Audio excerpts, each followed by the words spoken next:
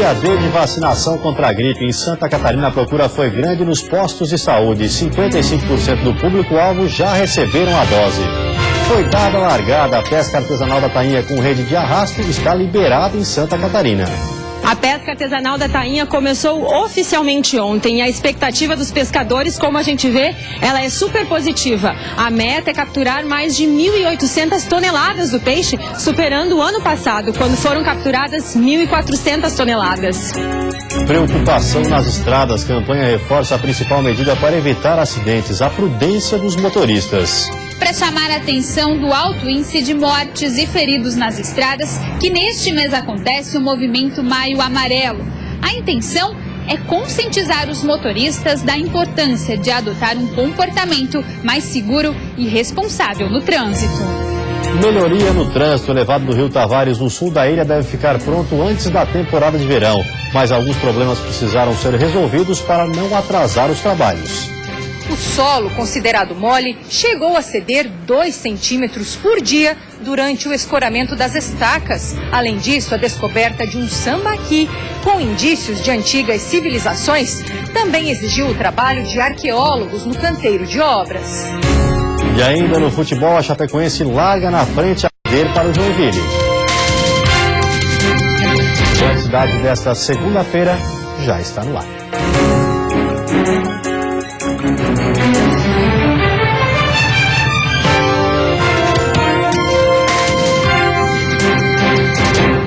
Olá, boa noite. Maio Amarelo, mês chamando a atenção para os acidentes de trânsito. Em todo o estado estão sendo realizadas ações visando a conscientização dos motoristas e da população em geral.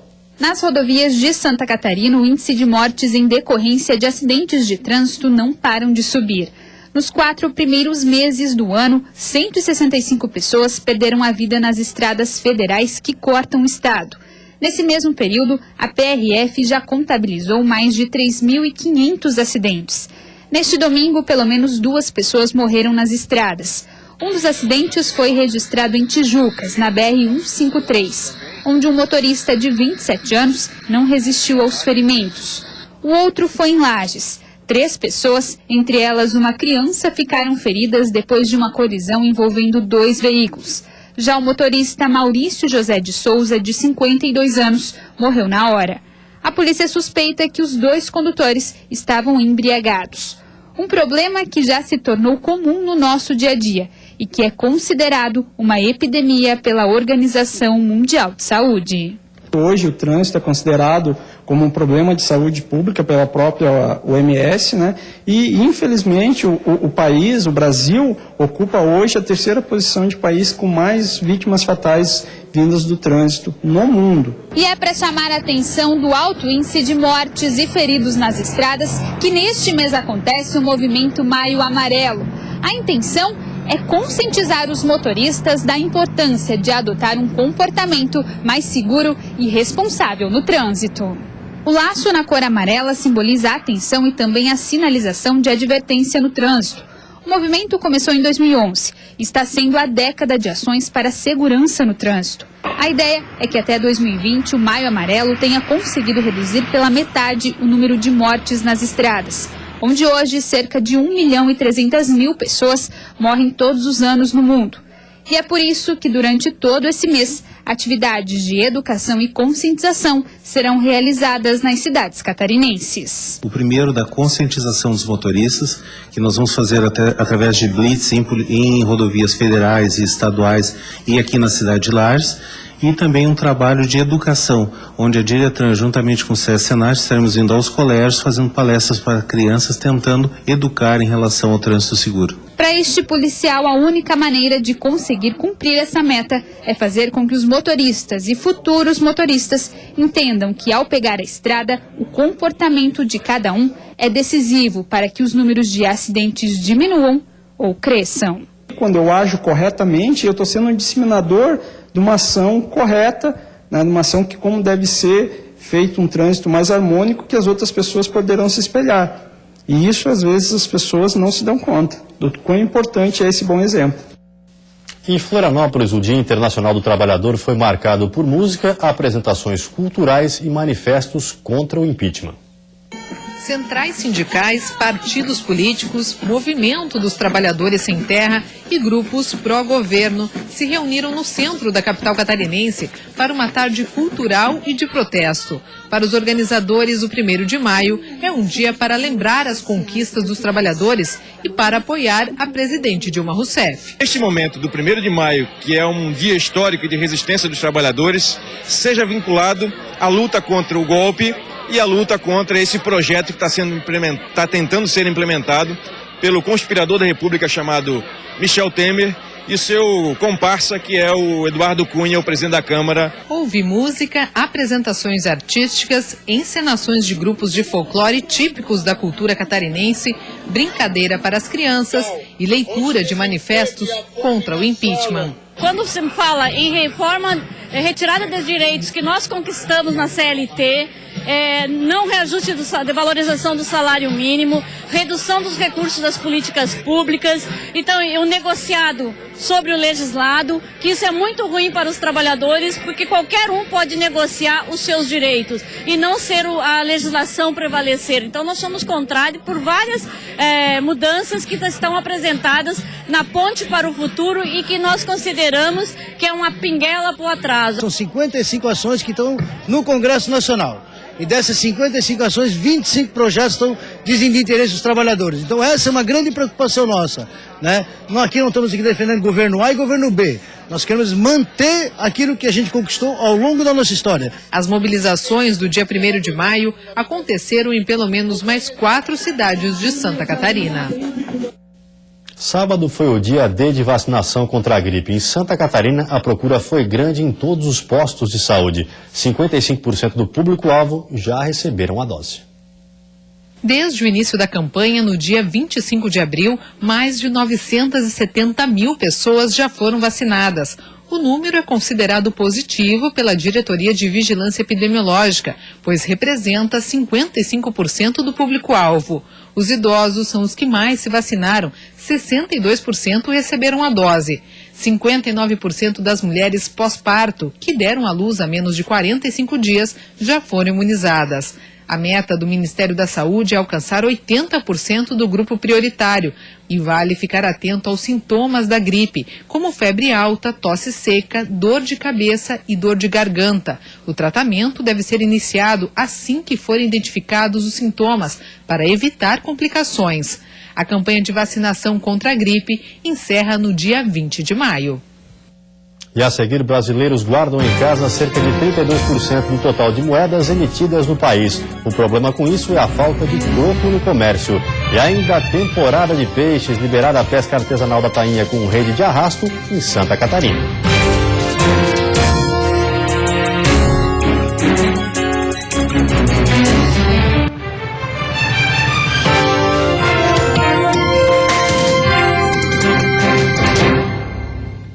A pesca artesanal da tainha com rede de arrasto está liberada em Santa Catarina. Os pescadores esperam que a safra desse ano seja melhor que a do ano passado. Cerca de 30 homens ajudam com a rede. É preciso muita força e trabalho em equipe para conseguir tirar o lanço do mar. Essa cena é comum no litoral de Santa Catarina quando chega o outono e as temperaturas ficam mais baixas. E essa combinação significa uma coisa: tainha na rede.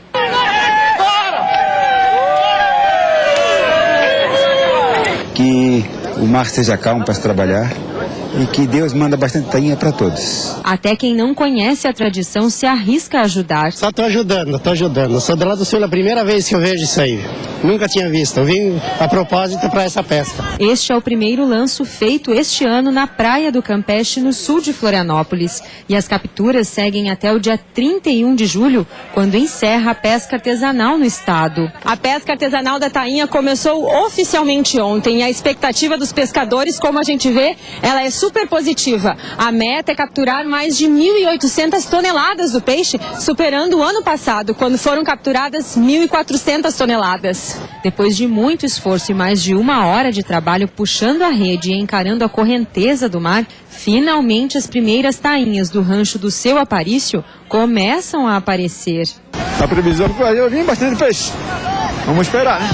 Mas pro primeiro dia já foi uma expectativa boa aí que a gente pretende ter na Praia do Campeche. Depois de desenrolar o peixe da rede, os pescadores contam quantas tainhas foram capturadas. Dessa vez, aproximadamente 200 delas. Para um começo de safra, pode parecer pouco peixe, mas eles aqui acreditam que 2016 será um ano de muita tainha.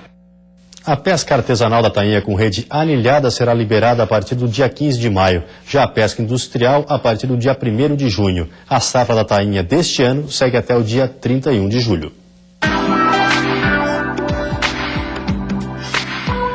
A semana segue com tempo bom em Santa Catarina e temperaturas amenas ao amanhecer.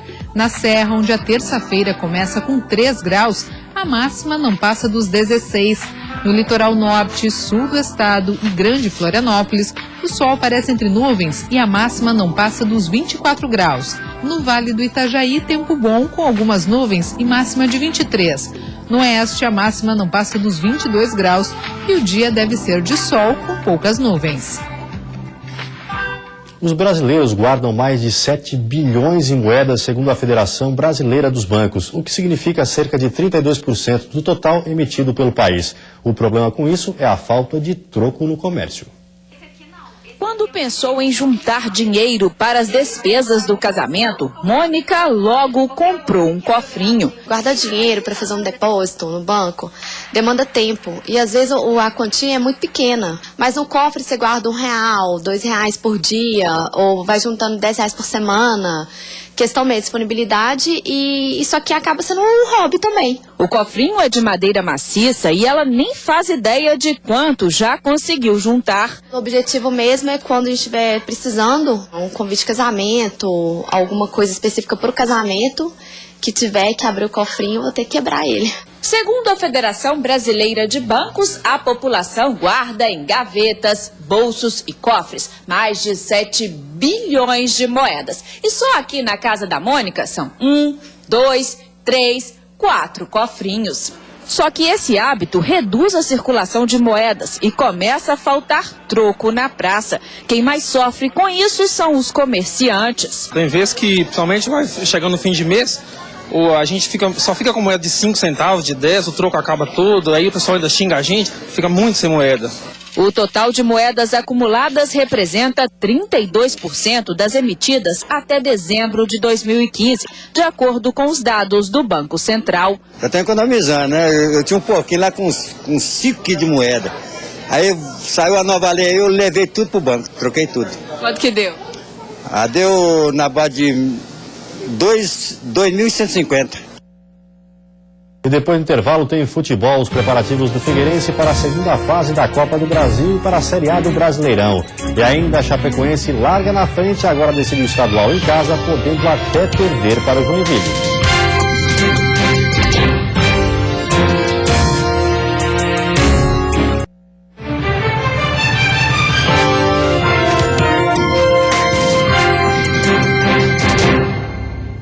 Futebol, a Chapecoense derrota o Jack na Arena Joinville e fica bem perto do título do Catarinense 2016. Veja como foi. Depois de tanta expectativa, enfim a bola rolou. E como sempre acontece, os minutos iniciais foram nervosos. Tanto que o Bruno Aguiar errou como dificilmente erra e deixou o Lucas Gomes numa boa. Mas para a sorte dele, o Agenor salvou, como quase sempre salva. Mais um pouco de bola rolando e mais uma bobeada do Jack. Outra vez Lucas Gomes esperto nela, mas o Anselmo foi rápido e se recuperou. Já tinham se passado mais de 15 minutos de jogo quando o Jack chegou pela primeira vez. Na bola parada, Felipe Alves por muito pouco não abriu o placar. Os donos da casa não conseguiram mandar no jogo no primeiro tempo, mas assustaram com algumas chegadas pelas laterais. Na melhor delas, Pereira entortou Rafael Lima, mas o cruzamento não achou ninguém do Jack na área. Já a Chapecoense levou perigo nesse escanteio, que passou bem perto da linha do gol da Agenor. Na segunda etapa, o jogo, assim como a temperatura, deu uma caída. Os primeiros minutos foram de uma tentativa do Jack de pressionar a Chape, mas sem muito perigo de gol. O primeiro bom lance veio aos 13 minutos. Dionis, que havia entrado no intervalo, ficou frente a frente com Danilo. mas escolheu mal a jogada. A Chapecoense chegou bem na bola parada, mas Kleber Santana parou na boa defesa de Agenor. Pouco tempo depois, Bruno Aguiar chegou muito perto de abrir o placar, mas também não deu. Inconformados com o 0-0 e loucos para balançar a rede, os dois técnicos trocaram seus centroavantes ao mesmo tempo. Guto Ferreira tirou o Kempis e colocou o Bruno Rangel. Já o Emerson Maria trocou o Felipe Alves pelo Adriano. Mas a entrada dos dois pouco acrescentou. Para falar bem a verdade, essa substituição aí, aos 11 minutos da segunda etapa, fez uma diferença muito maior. Pouca gente ligou quando o Ananias entrou no lugar do Maranhão, mas aos 37 do segundo tempo, ele mostrou por que mereceu entrar. Aproveitou muito bem o cruzamento da direita e venceu o goleirão Agenor.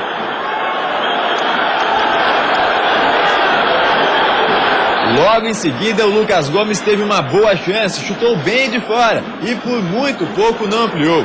Mas no fim ficou nisso mesmo, Chape 1-0 fora de casa. Nós temos que nos preparar para o melhor Joinville.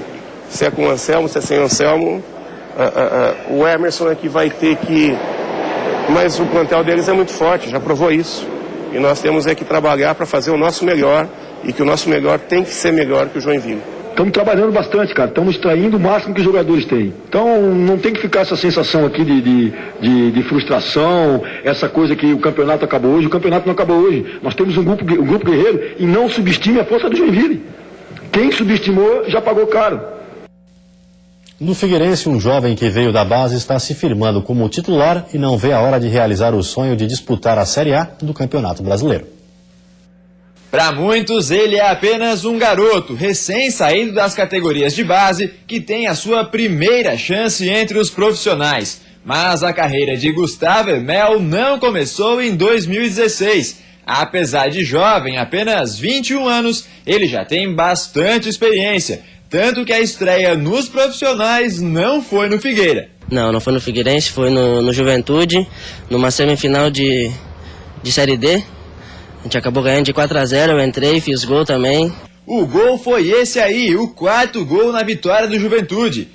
O Hermel é fruto da base do time gaúcho. Foi lá que ele viveu o maior tempo nas categorias de base. Foi no Juventude, fiquei 7 anos lá e ganhei alguns títulos lá, fui feliz, né? Fiz gols também.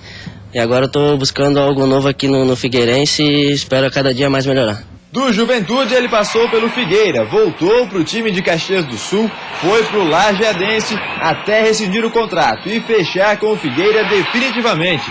Na base do Alvinegro, ele ficou pouco mais de um ano. Disputou alguns campeonatos, marcou gols e chamou a atenção da comissão técnica. No início do ano ele subiu para os profissionais. Em 11 jogos marcou 2 gols. E ganhou a confiança da torcida e dos companheiros. Ele vai lá em casa todo dia, me encher o saco. Eu vou na casa dele também.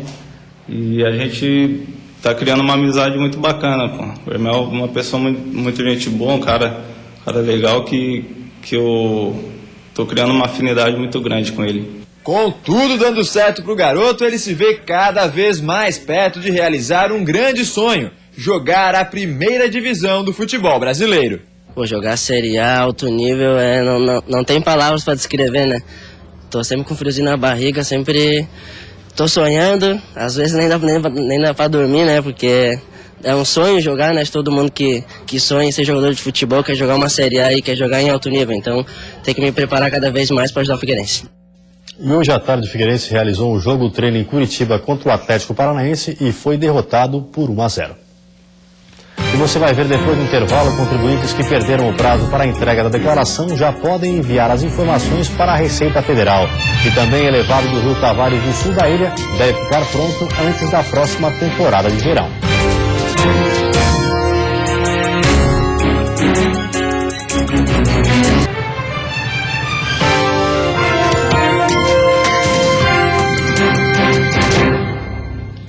Cartórios eleitorais estarão funcionando até quarta-feira em horário diferenciado. A medida visa atender os eleitores que ainda precisam fazer o cadastramento eleitoral. Quem ainda precisa fazer o alistamento eleitoral, transferir o título de eleitor ou atualizar o cadastro, vai ter um tempinho a mais. Até o dia 4 de maio, os cartórios e postos de atendimento da Justiça Eleitoral estarão atendendo das 9 da manhã até as 5 da tarde. Em 21 cartórios do interior do estado, o horário será das 9 da manhã até as 7 horas da noite. Para ficar em dia com a Justiça Eleitoral, é preciso levar documento com foto, comprovante de residência e título de eleitor. Quem tiver dúvidas pode ligar gratuitamente para o Disque Eleitor no 0800 647 3760. Os contribuintes que perderam o prazo para a entrega da declaração do Imposto de Renda à Pessoa Física 2016 podem enviar as informações a partir dessa segunda-feira. A Receita Federal anunciou na última sexta-feira, quando acabou o prazo para a entrega, que o sistema de recepção ficaria fora do ar durante o fim de semana e só voltaria a receber os documentos a partir dessa segunda-feira. Quem perdeu o prazo pagará uma multa de R$ 165,74 ou de 1% do imposto devido por mês de atraso, prevalecendo o maior valor. A multa máxima pode chegar a 20% do imposto devido. O programa gerador da declaração para ser usado no computador pode ser baixado no site da Receita Federal. O total de contribuintes que enviaram a declaração do Imposto de Renda à Pessoa Física 2016 foi de 27.960.663, crescimento de 0,23% em relação ao ano passado. O pagamento das restituições começa no dia 15 de junho e vai até o dia 15 de dezembro em 7 lotes mensais. Quanto antes o contribuinte tiver entregado a declaração com os dados corretos à Receita, mais cedo será ressarcido. Tem prioridade no recebimento pessoas com mais de 60 anos de idade, contribuintes com deficiência física ou mental e os que têm doença grave. Até dezembro, a capital deve ter mudanças no trânsito em uma das regiões mais movimentadas da ilha. O elevado do Rio Tavares, no sul, segue em obras e deve ficar pronto antes da próxima temporada de verão. O prefeito de Florianópolis e o governador Raimundo Colombo vistoriaram as obras no sul da ilha, que vão transformar o trânsito no trevo do Rio Tavares. Um elevado vai ligar o bairro ao Campeche e à Lagoa da Conceição, desafogando o tráfego intenso na região. Hoje, mais de 52 mil veículos passam pelo trecho diariamente. E a expectativa é que nos próximos 10 anos, este número chegue aos 68 mil. Essa obra aqui não é uma obra pontual, não é mais um elevado para resolver um problema pontual. O problema existe, mas ele vai nos dar também uma nova estratégia em termos de mobilidade. A obra está orçada em 15 milhões de reais e para construir os 220 metros de extensão, apoiados em 12 pilares de sustentação, o município já está desapropriando cerca de 40 residências e estabelecimentos comerciais. 17 milhões de reais serão investidos na compra dos imóveis e indenização dos proprietários. Outros 2 problemas foram verificados aqui no local. O solo, considerado mole, chegou a ceder 2 centímetros por dia durante o escoramento das estacas, o que levou os engenheiros a analisarem mais de 20 alternativas para a colocação da estrutura permanente. Além disso, a descoberta de um sambaqui com indícios de antigas civilizações também exigiu o trabalho de arqueólogos no canteiro de obras. Mesmo assim, não houve interrupção e a promessa é que o cronograma inicial seja mantido. A entrega está prevista para o final deste ano, ainda em tempo da próxima temporada de verão.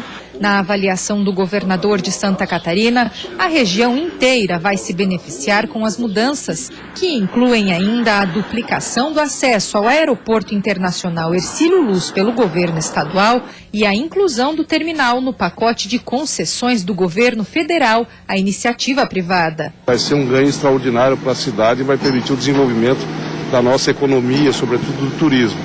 Então agora está tudo pronto, não há mais nenhum obstáculo, é realmente pisar no acelerador. Os recursos também estão assegurados. E você fica agora com o Jornal da Band. Uma ótima noite a todos e até amanhã. Ei, pescador, arraste a estiva na areia. Arraste a estiva na areia. Ei, pescador, olha só que maré cheia. Leve uma cuia e um samburá estufe a vela e a proe pro mar. Leve as lembranças pra saudade matar e fé no coração que você vai voltar. Ei, pescador, arraste a estiva na areia.